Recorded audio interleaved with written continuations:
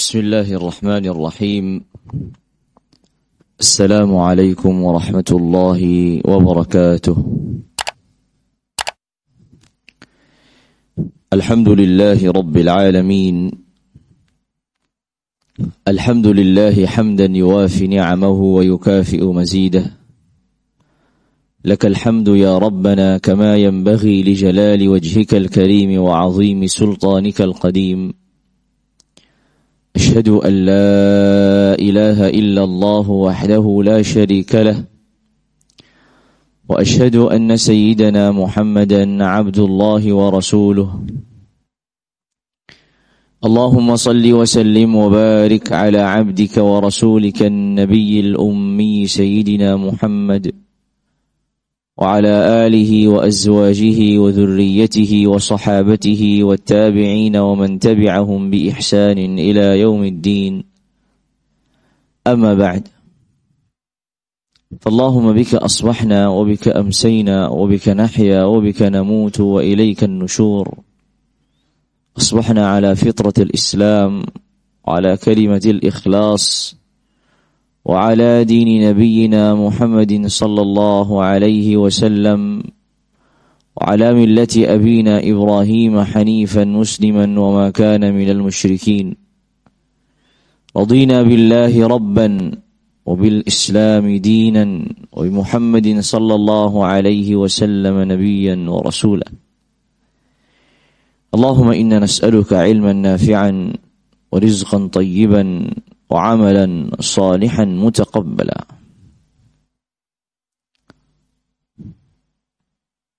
Hadirin sekalian yang dirahmati dan dimuliakan Allah Tabaraka wa Ta'ala, alhamdulillah, segala karunia, segala anugerah, seluruh nikmat yang Allah Azza wa Jalla berikan kepada kita menuntut kita untuk selalu mensyukuri karunia-karunia-Nya, agar apa yang Allah Azza wa Jalla telah limpahkan, apa yang Allah Azza wa Jalla telah berikan, apa yang Allah Azza wa Jalla telah anugerahkan, Allah Azza wa Jalla terus memberikannya, terus mengkaruniakannya, terus menganugerahkannya, bahkan ditambahkannya. Alhamdulillah, pada kesempatan pagi hari ini Allah Tabaraka wa Ta'ala memberikan kepada kita kenikmatan-kenikmatan yang besar ketika seorang hamba diberi kesempatan untuk sekian kalinya melanjutkan kehidupannya, untuk sekian kalinya ia terus diberi kesempatan untuk memperbaiki kesalahannya, untuk menjalankan kewajibannya, untuk melaksanakan ketaatan padanya. Bahkan tidak hanya diberi kesempatan, Allah Tabaraka wa Ta'ala pun memudahkan kepada kita seluruhnya. Secara jelas dan nyata, pagi hari ini kita bisa melaksanakan sholat subuh, datang ke masjid untuk melaksanakan salat subuh berjamaah. Belum lagi yang Allah Azza wa Jalla telah mudahkan untuk melaksanakan qabliyah subuh. Belum lagi yang Allah Azza wa Jalla mudahkan untuk melaksanakan menutup salat malamnya dengan salat witir. Belum lagi yang Allah Azza wa Jalla mudahkan dengan doa-doa yang dipanjatkan di akhir malam ataupun di antara azan dan iqamah pada waktu salat subuh. Semua adalah karunia-karunia yang Allah Azza wa Jalla limpahkan dengan sangat-sangat banyak. Oleh karenanya, hal-hal yang kita lewati dalam kehidupan kita harus menjadi pengingat bahwa ada hak Allah Tabaraka wa Ta'ala di dalamnya, yaitu rasa syukur yang harus selalu kita hadirkan. Dan sebagaimana selalu ditegaskan bahwasanya syukur kepada Allah Tabaraka wa Ta'ala tidak hanya terbatas pada hati yang menerima, hati yang merasa berterima kasih atas karunia dan anugerah yang Allah Azza wa Jalla berikan. melainkan sebagaimana disebutkan oleh para ulama bahwasanya hakikat dari syukur itu ketika seorang hamba menggunakan karunia-karunia Allah Azza wa Jalla sesuai dengan perintah dan larangannya. Ketika ia menggunakan kenikmatan, kemampuan untuk melangkah, lalu ia jadikan kemampuan itu untuk melangkah ke masjid, maka ini adalah syukur. Ketika Allah Tabaraka wa Ta'ala memberikan kemampuan untuk seorang itu berbicara, mengucapkan, lalu kemudian digunakan untuk berzikir, membaca Al-Quran, maka itulah bagian dari bersyukur. Dan ragam kenikmatan yang Allah Azza wa Jalla berikan lainnya. Oleh karenanya, setiap kali seorang hamba melakukan ketaatan, itu hakikatnya ia sedang bersyukur kepada Allah Tabaraka wa Ta'ala. Dan setiap kali seorang hamba melakukan kemaksiatan, maka hakikatnya dia telah kufur atas karunia-karunia Allah Azza wa Jalla. Oleh karenanya, kufur nikmat, mengingkari nikmat Allah Azza wa Jalla, tidak hanya terbatas pada kekufuran yang terucap di lisan, melainkan ketika amalan, ucapan, gerakan, dan apa yang dirasakan itu tidak selaras dengan apa yang Allah Azza wa Jalla perintahkan atau Allah Azza wa Jalla larang, maka itu bagian dari kufur atas nikmat Allah Tabaraka wa Ta'ala. Namun kita berharap kepada Allah Azza wa Jalla pada kesempatan pagi hari ini, kita seluruhnya dicatat sebagai hamba-hambanya yang terkecualikan, yang terbatas, yang Allah Azza wa Jalla sebutkan di dalam firman-Nya, wa qalilum min ibadiyasy syakur, dan sedikit dari hamba-hambaku yang selalu bersyukur. Semoga Allah Tabaraka wa Ta'ala menetapkan kita seluruhnya termasuk hamba-hambanya yang bersyukur. Tak lupa pada kesempatan yang mulia ini kita mengembalikan seluruh kebaikan dan membalas seluruh jasa yang telah diberikan dan menjadi penyebab utama ketika kita menjadi seorang manusia, lalu kemudian Allah Tabaraka wa Ta'ala pilih kita menjadi manusia yang beriman, menjadi hamba Allah Tabaraka wa Ta'ala, melalui perantara Sayyidina Rasulullah alaihi afdhalus salati wa atamus salam. Begitu juga penerus beliau, para sahabat, begitu juga murid-muridnya dari kalangan para tabi'in, yang diwariskan dari generasi ke generasi oleh para pejuang Islam dan ulamaul Islam. Kepadanya kita kembalikan seluruh kebaikan, kepada mereka lah kita kembalikan seluruh kebaikan. Maka semoga Allah Tabaraka wa Ta'ala memberikan salawat serta salamnya kepada Sayyidina Al-Habibil Mustafa alaihi afdhalus salati wa atamus salam, serta keluarganya, para sahabatnya, para orang-orang yang berjasa untuk sampainya Islam ke dalam kehidupan kita sampai hari ini. Semoga Allah Tabaraka wa Ta'ala meninggikan derajat mereka seluruhnya dan menjadikan kita bagian dari amal jariyah mereka yang tidak terputus, dilanjutkan dari generasi ke generasi sampai hari kiamat kelak. Hadirin sekalian yang dirahmati dan dimuliakan Allah Tabaraka wa Ta'ala, mengingatkan diri kita bahwasanya kita berada pas 1 bulan atau bahkan kurang 1 hari atau 2 hari dari bulan Ramadan. Kita berada di bulan Sya'ban. Kita berada di bulan Sya'ban, di awal bulan Sya'ban. Dan bulan Sya'ban ini adalah 1 bulan yang mana Sayyidina Rasulullah alaihi afdhalus salati wa atamus salam mempersiapkannya untuk menyambut Ramadan. Oleh karenanya disebutkan dalam beberapa periwayatan bahwasanya beliau alaihi afdhalus salati wa atammus salam memperbanyak puasa di dalamnya. Ya. Sebagaimana yang disebutkan dalam riwayatnya Sayyidah Aisyah radhiyallahu taala anha wa ardhaha mengatakan, aku tidak pernah melihat Rasulullah alaihi afdhalus salati wa atammus salam lebih banyak melaksanakan puasa di bulan-bulan yang ada lebih daripada bulan Sya'ban.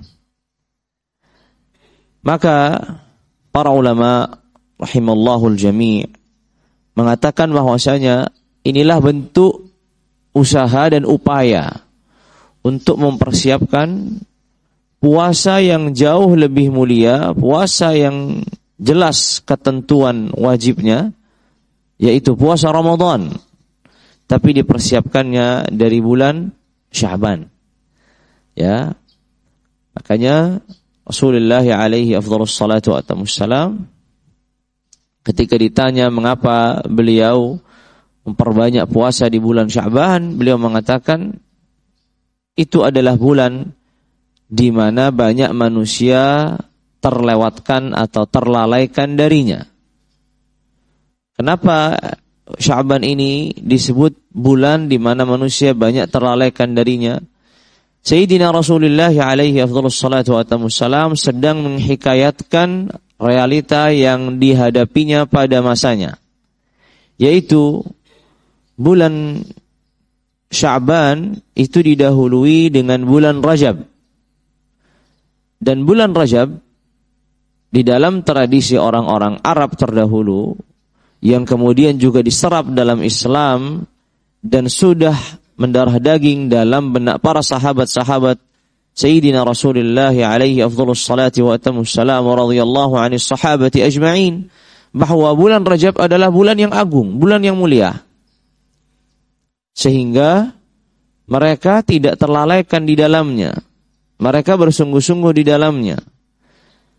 Dan bulan Sya'ban kemudian juga diikuti dengan bulan yang mulia, itu bulan Ramadan. Sehingga bulan Sya'ban ini terhimpit oleh 2 bulan. Yang pertama Rajab sebelum Sya'ban, dan yang kedua adalah Ramadan setelah Sya'ban. Ya, makanya para ulama kemudian menyebutkan bahwa kala itu banyak manusia yang berlomba-lomba untuk melakukan kebaikan di bulan Rajab. Lalu kemudian mereka berlomba-lomba untuk melakukan kebaikan di bulan Ramadan. Tapi mereka melewatkan bulan Sya'ban karena memang bulan Sya'ban secara kedudukan di bawah bulan Rajab. Apalagi di bawah bulan Ramadan. Jelas secara kedudukan memang Ramadan lebih mulia daripada bulan Sya'ban, dan bulan Rajab lebih mulia daripada bulan Sya'ban. Karena kedudukan bulan ini yang menjadi bulan biasa-biasa saja, tidak memiliki keistimewaan secara khusus, tidak seperti bulan Rajab dan Ramadan, maka di sini kemudian menjadi suatu yang wajar ketika manusia terlalaikan, terlupakan darinya. Oleh karenanya Sayyidina Rasulullah alaihi afdhalus salati wa atammus salam melawan kelalaian manusia ini dengan cara mengingatkan dirinya dengan berpuasa. Dan ini faidah lainnya, yaitu ada pahala yang berbeda, ada kebaikan yang berbeda ketika seorang melakukan suatu kebaikan dan bersamaan dengan manusia melakukannya. Dan ketika melakukan kebaikan tanpa dibersamai oleh manusia. Ketika seorang melakukan kebaikan dibersamai oleh banyak orang, maka secara wajar kebaikan itu terasa ringan dan terasa mudah. Dan ia termotivasi untuk melakukan kebaikan tersebut. Namun, ketika kebaikan itu dilakukan oleh dirinya sendiri atau sebagian orang yang terbatas, maka kebaikan itu akan terasa berat. Kebaikan itu akan terasa berat. Sebagai contoh mudahnya saja, puasa Ramadan akan terasa ringan. Kenapa? Karena manusia banyak melaksanakannya. Tapi puasa Senin dan Kamis akan terasa berat karena manusia sedikit yang melakukannya. Salat 5 waktu akan terasa ringan karena normalnya seorang beriman melaksanakannya berjamaah dan seterusnya. Namun salat malam misalkan atau salat-salat yang dilakukan seorang diri itu jauh lebih berat daripada salat-salat yang ada. Mengapa? Itulah di situ sebabnya. Ketika kebaikan itu dilakukan oleh ramai orang, maka akan terasa ringan. Dan ketika kebaikan itu dilakukan tanpa dibersamai oleh banyak orang, maka akan terasa berat. Sayyidina Rasulullah alaihi afdhalus salati wa atamus salam menyadari bahwa banyak manusia pada zamannya melupakan bulan Sya'ban karena mereka sudah betul-betul mengingat bulan Rajab dan mereka juga akan mengingat bulan Ramadan. Tapi bulan Sya'ban yang tidak memiliki kedudukan yang sama dengan bulan Rajab dan bulan Ramadan, oleh itu manusia kemudian melewatkannya dan melupakannya. Maka Rasulullah alaihi afdhalus salati wa atamus salam kemudian mengisi bulan Sya'ban ini dengan puasa. Mengisi bulan Sya'ban ini dengan puasa. Ketika ditanya, jawabannya beliau jelas. Dzaka syahrun yaghfulu fihi an-nas atau anhun nas. Itu adalah bulan di mana manusia lalai terhadapnya. Maka kemudian beliau alaihi afdhalus salatu wattamus salam mengingatkan dirinya untuk melaksanakan puasa. Persiapan yang lain adalah persiapan puasa yang akan menghabiskan 1 bulan, 30 hari ataupun 29 hari. Dan Rasulullah alaihi afdhalus salati wattamus salam dalam beberapa periwayatan berpuasa mayoritas dari bulan Sya'ban. Bahkan dalam riwayat yang lain Rasulullah alaihi afdhalus salati wattamus salam terkadang puasa 1 bulan Sya'ban secara utuh. Dalam sebagian periwayatan Rasulullah puasa di bulan Sya'ban ini mayoritasnya, artinya tidak seluruhnya. Tapi disebutkan juga bahkan dalam riwayat yang lain beliau puasa seutuhnya di bulan Sya'ban. Alaihi afdhalus salati wa atamus salam. Agar kemudian mempersiapkan Ramadan itu dengan kesiapan yang matang. Makanya para ulama ussalaf rahimahumullahu tabaraka wa ta'ala yang diriwayatkan dari seorang dari mereka mengatakan bahwasanya bulan Sya'ban ini bulan pengairan. Di mana bulan Rajab itu bulan bercocok tanam, maka bulan Sya'ban ini bulan pengairan. Artinya merawat apa yang sudah ditanamnya di bulan Rajab. Dari semangat beribadahnya, dari kebaikan-kebaikan yang dilakukannya. Karena bulan Rajab adalah bulan yang Allah Azza wa Jalla muliakan dengan al-ashhurul hurum. Bulan-bulan yang diagungkan, 4 bulan itu yang Rasulullah alaihi afdhalus salatu wattamus salam menyebutkan 3 mutawaliyat, ada 3 bulan yang berurutan, yaitu bulan Dzulqa'dah, Dzulhijjah dan Muharram, lalu kemudian bulan Rajab. Lalu kemudian para ulama tadi atau yang diriwayatkan tadi dari seorang salafus saleh radhiyallahu taala anhu ardhah mengatakan dari bahwasanya bulan Rajab adalah bulan az-zar', bulan bercocok tanam. Kalau bulan Sya'ban adalah bulan as-saqi, yaitu mengairi, merawat apa yang sudah ditanamnya. Sedangkan bulan Ramadan justru disebut sebagai bulan panen raya. Syahrul hasad, bulan di mana dia panen. Kenapa bulan Ramadan itu menjadi bulan yang disebut bulan yang panen? Orang memetik apa yang telah ditanamnya. Karena di bulan Ramadan kebaikan-kebaikan di dalamnya berlipat. Lebih berlipat daripada bulan Sya'ban, lebih berlipat daripada bulan Rajab. Tapi di sisi yang lain, dia karena sudah terbiasa melakukan kebaikan di bulan Sya'ban, merawatnya dan memulainya dari bulan Rajab, oleh karenanya di bulan Ramadan ia bisa melakukan kebaikan itu dengan bertambah. Ketika di bulan Rajab mungkin mengawalinya dengan agak sedikit susah untuk memulainya, lalu kemudian mulai terbiasa dan terjaga di bulan Sya'ban, lalu kemudian meningkatkannya di bulan Ramadan. Sehingga bulan Ramadan akan menjadi bulan di mana seorang memanen, memetik apa yang telah diupayakannya dari beberapa bulan sebelumnya. Oleh karenanya, jemaah sekalian yang dirahmati dan dimuliakan Allah Tabaraka wa Ta'ala, bulan Sya'ban ini, ya, sekali lagi adalah bulan di mana Allah Tabaraka wa Ta'ala memberikan kesempatan kepada kita untuk bersiap-siap menyambut bulan Ramadan dengan ketaatan, dengan amal saleh yang Allah Azza wa Jalla kemudian lipatkan pahalanya, kebaikannya di dalamnya. Makanya bagaimana kemudian kita memohon kepada Allah Tabaraka wa Ta'ala agar Allah Tabaraka wa Ta'ala memberikan kemudahan-kemudahan, taufik dan hidayahnya untuk kita bisa melakukan amal saleh di bulan Sya'ban, diberkahi bulan Sya'ban ini dengan ragam amal ketaatan, agar kemudian juga menjadi pintu-pintu kebaikan untuk kita disampaikan, untuk kita dimudahkan untuk menjalankannya di bulan Ramadan. Jamaah sekalian yang dirahmati dan dimuliakan Allah Tabaraka wa Ta'ala, satu di antara pintu besar dari pintu tertatanya hati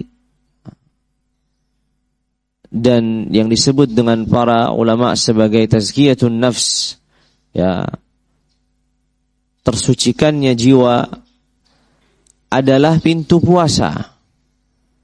Oleh karenanya Sayyidina Rasulullah alaihi afdhalus salati wa atammus salam bersabda dan mengatakan kepada para pemuda, "Ya ma'syaras syabab, man istata'a minkumul ba'ata falyatazawwaj.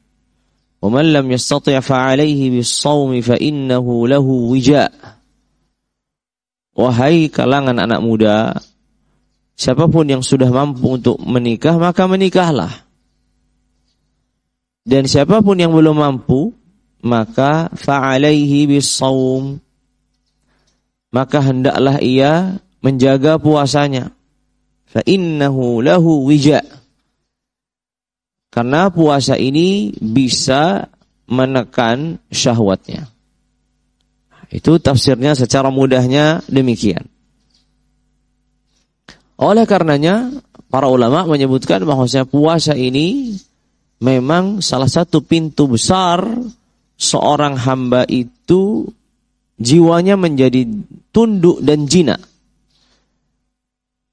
Tidak memiliki jiwa yang brutal dan susah ditundukkan.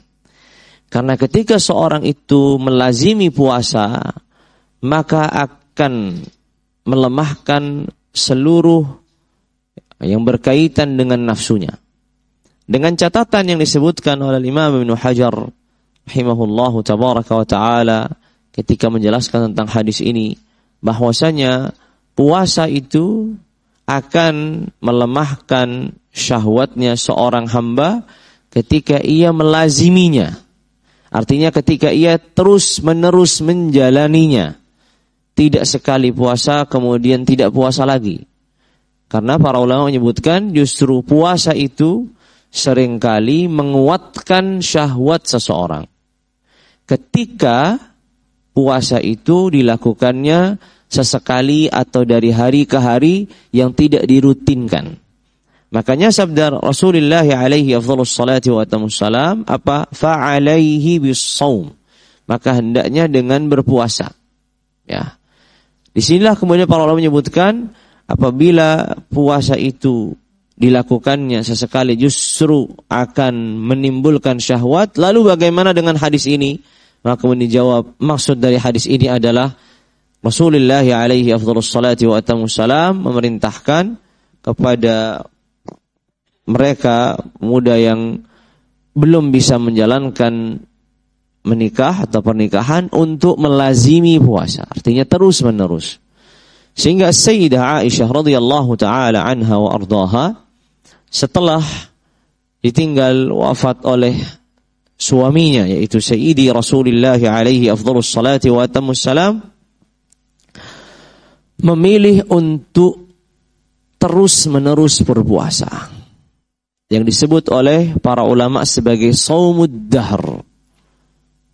Puasa terus-menerus kecuali di waktu-waktu yang terlarang, seperti di hari Idul Fitr, Idul Adha, seperti di hari-hari tasyrik, tanggal 11, 12, 13 Dzulhijjah. Namun hari-hari lainnya sepanjang tahun beliau radhiyallahu taala anha wa ardhaha puasa sampai kemudian Allah tabaraka wa taala wafatkan. Mengapa? Karena beliau merasa beliau ditinggalkan Sayyidina Rasulullah alaihi afdhalus salati wa atammus salam di usia yang cukup muda. Ya. Dan kita mengetahui bahwa istri si Nabi tidak boleh lagi menikahi laki-laki siapapun setelah Nabi wafat. Ya, Allah tabaraka wa taala sudah melarangnya dan memposisikan kedudukan mereka sebagai ibu-ibu dari orang-orang beriman. Oleh karenanya tidak layak seorang anak menikahi ibunya. Namun Sayyidah Aisyah radhiyallahu taala anha warḍaha ketika ditinggal wafat oleh Sayyidina Rasulullah alaihi afdhalus salati wa atammus salam dalam kondisi usia yang cukup muda. Oleh karenanya beliau radhiyallahu taala anha warḍaha menyadari tidak ada lagi suami yang ia harus berkhidmat kepadanya, maka beliau kemudian radhiyallahu taala anha warḍaha menghabiskan hari-harinya dengan berpuasa. Sampai kemudian Allah tabaraka wa taala mewafatkan beliau radhiyallahu taala anhu warḍah. Kembali lagi menegaskan bahwasanya puasa ini pintu yang besar untuk mengekang, untuk menundukkan jiwa. Ya. Di mana dengan seorang itu melazimi puasa, maka secara otomatis tubuh ini akan melemah. Makanya para ulama kemudian menyebutkan di antara adab-adab berbuka setelah dia puasa itu tidak tamak atau rakus atau berlebihan dalam memakan makanan yang ada dan minuman-minuman yang ada. Mengapa demikian?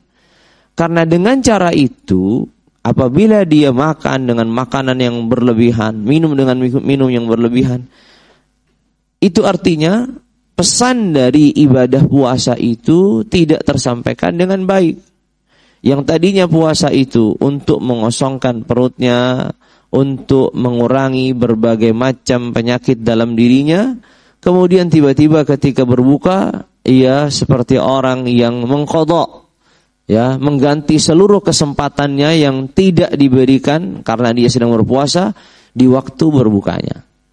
Makanya para ulama menyebutkan agar ketika seorang berbuka itu berbuka sewajarnya, tidak kemudian ia membuat perutnya benar-benar sangat kenyang atau bahkan sangat kembung karena banyak air yang diminumnya. Dan itu untuk menyelaraskan tadi atau menyamakan dengan tujuan puasa tadi, sehingga apa yang sudah dilaluinya dengan puasa yang tujuannya tadi untuk meningkatkan takwa, untuk menundukkan jiwa, tersampaikan sampai di mana ketika dia sudah berbuka masih lanjut lagi, kemudian dilanjutkan di hari keesokannya, di hari keesokannya, di hari keesokannya, terus seperti itu, sehingga ketika fisik dan kondisi tubuh ini kemudian karena dia berpuasa terus menerus melemah, maka kemudian secara otomatis juga syahwatnya akan juga melemah. Dan ketika pintu syahwat itu tertutup, artinya tidak ada lagi kecondongan atau tertutup kecondongan melakukan syahwatnya, maka di sini pintu yang besar untuk seorang itu bisa menyucikan jiwanya, menata hatinya. Karena pada akhirnya kita semua menyadari bahwa dalam kehidupan kita syahwat itu sangat menguasai aktivitas kita. Apa yang kita makan, apa yang kita minum, apa yang kita temui, apa yang kita lakukan, itu tidak akan jauh dari urusan syahwat kita. Walaupun pada akhirnya apabila kita menyalurkan dan melakukan sesuai dengan selaras dengan ketentuan syariat, kita tidak berdosa. Ya, apabila kita dalam kondisi ingin makan sesuatu dan makan itu halal, kita juga mendapatkannya dengan cara yang halal, maka kita tidak berdosa di dalamnya. Kita tidak berdosa di dalamnya. Tapi apabila perut ini terus diisi dengan makanan, terus diisi dengan apa yang kita mau, ya, maka kemudian berikutnya jiwa ini juga susah sekali untuk ditundukkan karena sudah terbiasa diberi apa yang dimaunya. Makanya dengan cara berpuasa itu salah satu pendidikan dan pelajaran yang Allah Tabaraka wa Ta'ala berikan kepada dirinya agar jiwanya ini tidak selalu diaminkan, dikabulkan apa yang dimaunya.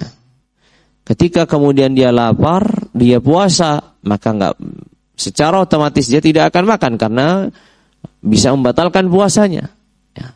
Dalam tanda kutip seakan dia sedang dipaksa untuk meninggalkan makanan dan minuman yang itu diinginkan oleh nafsunya.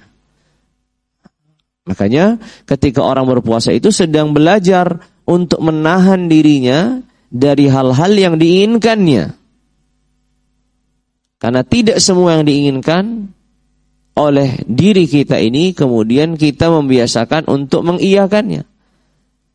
Dan memang begitulah orang bisa sampai ke dalam surga ketika ia tidak mengaminkan, mengabulkan seluruh permintaan nafsunya.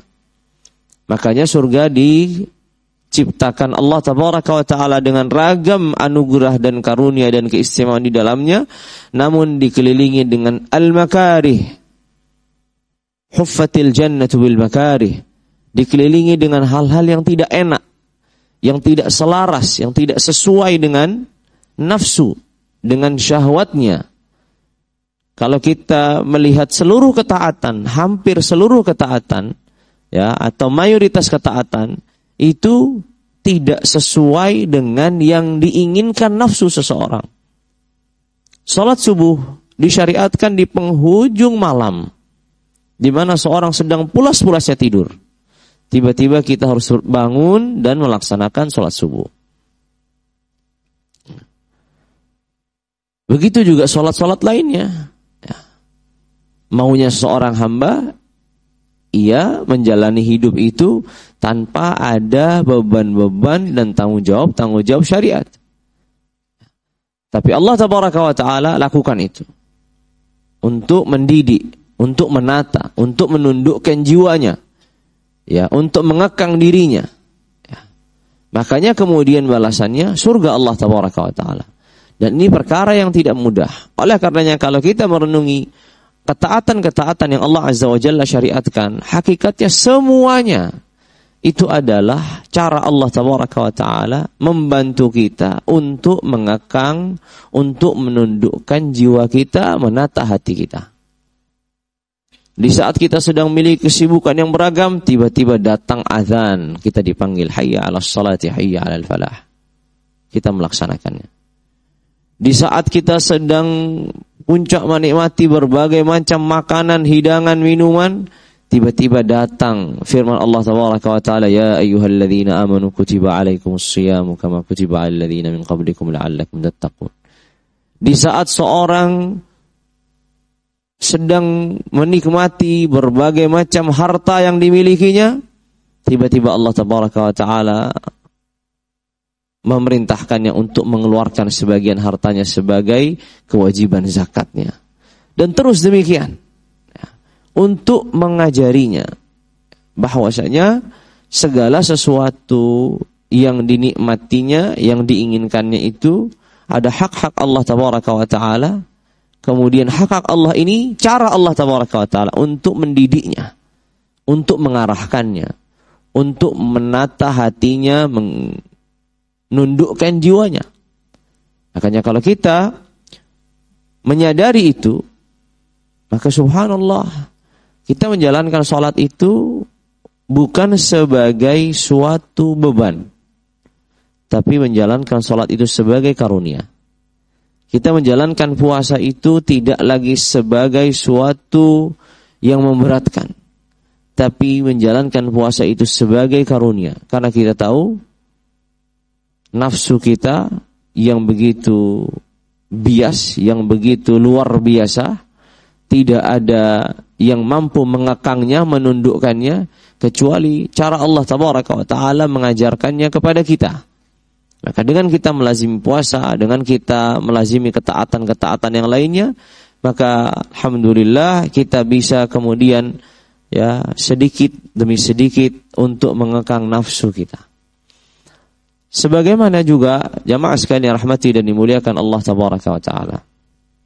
Kalau kita mengetahui bahwasanya puasa ini salah satu pintu besar di antara pintu tazkiyatun nafs, nata jiwa, membersihkan hati, adalah puasa ini mengajarkan kepada kita tadi bagaimana seorang itu tidak mengaminkan, tidak mengabulkan seluruh permintaan dirinya. Di saat ia sedang menikmati atau sedang memiliki ketergantungan sesuatu, maka segera dia memutusnya untuk kemudian membuktikan bahwasanya nafsunya, jiwanya tidak boleh bergantung pada sesuatu ini. Saat dia sedang butuhkan makan, minum, langsung diputus.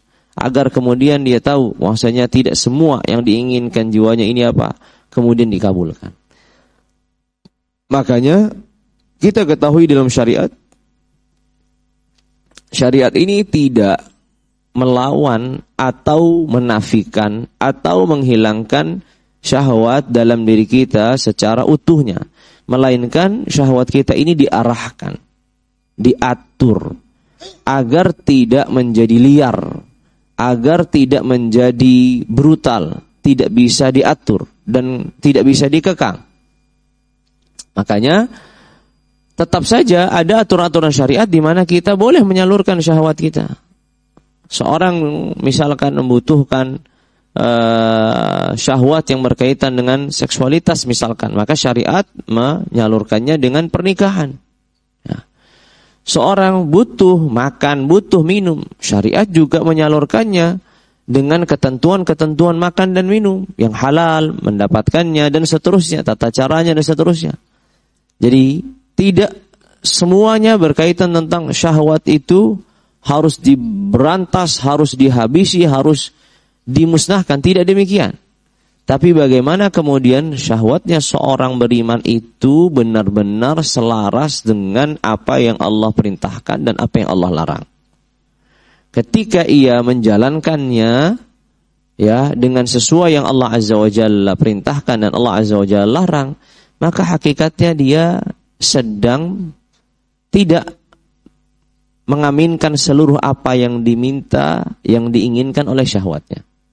Karena dia sudah melakukannya sesuai dengan apa Allah Azza wa Jalla perintahkan, Allah Azza wa Jalla larang. Tapi kalau dia tidak memiliki aturan, semua yang dimaunya dikabulkan, semua yang dimaunya diaminkan, maka di sini pasti hukum-hukum syariat itu akan dilanggar, akan dilewatkan, akan diabaikan. Makanya jamaah sekalian rahmati dan dimuliakan Allah Tabaraka wa Ta'ala. Rasulullah alaihi afdhalus salatu wassalam tadi telah mengajarkan kepada kita bagaimana di bulan Sya'ban ini menjaga puasa atau melakukan puasa sebanyak mungkin untuk kemudian mempersiapkan diri di bulan Ramadan. Kenapa? Karena puncak nanti kemudian sucinya jiwa seorang, kita bisa saksikan bagaimana bulan Ramadan itu benar-benar menjadi bulan yang kita merasa kedekatan diri kita kepada Allah Tabaraka wa Ta'ala. Di bulan-bulan lainnya kita kurang. Kenapa? Itu atharu at-ta'ah, itu adalah dampak positif dari ketaatan. Kita puasa bukan hanya 1-2 hari, tapi 1 bulan. Bagaimana kemudian puasa ini benar-benar terasa membuat seorang hamba itu semakin dekat dengan Allah Tabaraka wa Ta'ala. Belum lagi salat malamnya, salat tarawihnya. Belum lagi tilawatul Qur'annya. Makanya ini semua akan sangat membuat seorang itu terasa. Belum lagi ia melakukan itu semua dibersamai oleh banyak orang. sehingga dia termotivasi, terdorong, memiliki semangat. Maka kemudian dia akan merasa, kenapa ya di bulan Ramadan itu begitu mudahnya saya bersedekah, begitu mudahnya saya sholat, begitu mudahnya saya membuka mushaf, melantunkan Al-Quran, begitu mudahnya saya berdoa, berzikir. Itulah karena pintu-pintu ketaatan yang Allah Azza wa Jalla bukakan, itu satu pintu terbuka, maka akan terbuka pula pintu lainnya. Tapi kalau seorang ingin memaksimalkan di bulan Ramadan itu, maka hendaknya bagaimana dia mempersiapkannya dari beberapa bulan sebelumnya. Oleh karenanya sebagian ulama ussalah menyebutkan 6 bulan setelah Ramadan kami minta doa kepada Allah Tabaraka wa Ta'ala, minta kepada Allah, berdoa kepada Allah agar Allah menerima seluruh amalan kami di bulan Ramadan, dan 6 bulan berikutnya kami minta kepada Allah dan mempersiapkan Ramadan agar Allah Tabaraka wa Ta'ala memberikan kemudahan bagi kita untuk berjumpa dengan Ramadan. Dan itulah yang kita harapkan bersama. Semoga Allah Tabaraka wa Ta'ala memberkahi bulan Sya'ban ini sebagaimana Allah Azza wa Jalla memberkahi bulan-bulan yang lainnya, dan kemudian Allah Tabaraka wa Ta'ala memudahkan diri kita untuk berjumpa dengan bulan Ramadan dan diberikan kemudahan untuk menjalankan ketaatan di dalamnya. Jamaah sekalian dirahmati dan dimuliakan Allah Tabaraka wa Ta'ala, mungkin itu yang bisa saya sampaikan pada kesempatan pagi hari ini. Kurang lebihnya dimohon dimaafkan. Wallahu ta'ala a'la wa alam. Kita cukupkan dengan kafaratul majlis. Subhanakallahumma bihamdika asyhadu an la ilaha illa anta astaghfiruka wa atubu ilaik.